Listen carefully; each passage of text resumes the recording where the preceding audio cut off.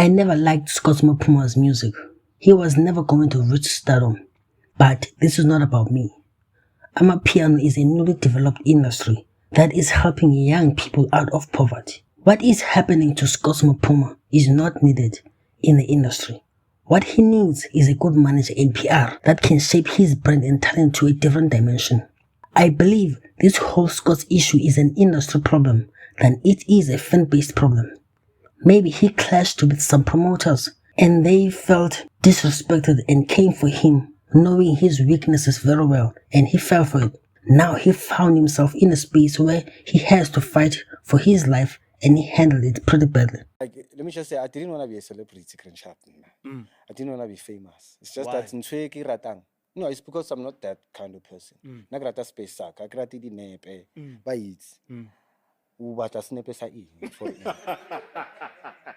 Like, I understand, like, Nakimutoya.